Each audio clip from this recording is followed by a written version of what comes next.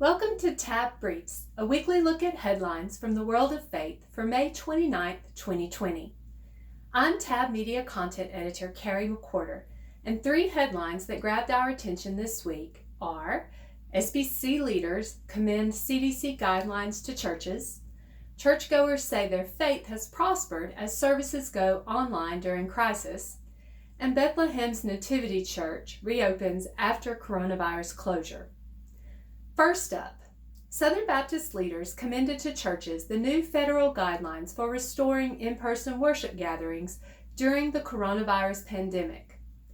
The Centers for Disease Control and Prevention issued interim guidelines last Friday, May 22nd, that reminded state and local officials to take the First Amendment right of religious liberty into account when they institute reopening policies. No church or other religious group should be called on to enact mitigation strategies stricter than those requested of similarly situated entities or activities, the CDC said. The CDC guidance offers various safety recommendations that stop short of across-the-board mandates. It encourages churches and other faith groups to promote social distancing, to urge the use of cloth face coverings, to increase cleaning and disinfection of objects and facilities, and to reduce the sharing of worship materials such as hymnals. President of the SBC's Ethics and Religious Liberty Commission, Russell Moore, called the guidance a prompt, not a blueprint, and said the CDC advice seems reasonable and helpful. President and CEO of the SBC Executive Committee, Ronnie Floyd, said the government should trust the churches as it does businesses and other entities, but he also urged pastors to carefully consider the CDC guidance in terms of their local contexts in determining how to safely reopen their churches. Floyd added that each community of faith will need to operate weekly in what he called a very agile manner to adjust as needs of their congregations change. The guidelines are available at the CDC website and we'll include a link in today's show notes. And as many churches begin to gather for in-person worship again, some are also reflecting on the highs and lows of the past few weeks. More than 80% of people associated with a religious tradition said their place of worship had been broadcasting services on the internet during the COVID-19 pandemic, according to a Pew Research Center survey conducted by the Roper Center for Public Opinion Research at Cornell University. 42% of those who said they have participated in online religious services said their faith had grown stronger, as opposed to 30.9% of those who have not been watching an online service at all.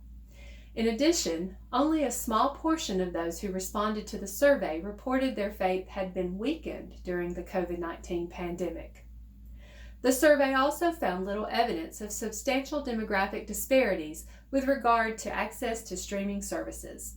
According to the survey, those 65 or older were equally likely to have access to online services as the youngest respondents.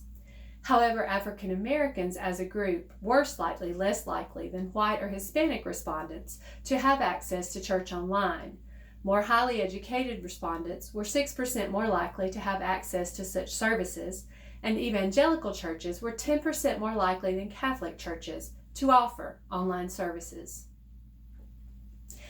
And in other reopening news, the Church of the Nativity in Bethlehem, the traditional birthplace of Jesus, is once again open to the public. The church closed on March 5th as the first cases of the coronavirus were reported in the West Bank. After nearly 3 months of closure due to the pandemic, the church opened to visitors again on Tuesday. The period of closure included the Easter holiday season, which typically draws tens of thousands of visitors and worshipers to the church.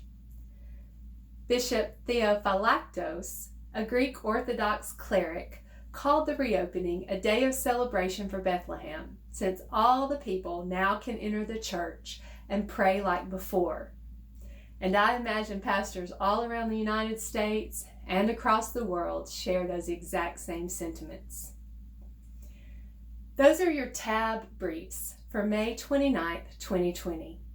To read more about these and other stories from the world of faith-based news, go to tabonline.org, and while you're there, check out our other podcasts, Tab Talks, Tab News, and coming soon, Tab Stories. Thanks for watching, and join us again next Friday.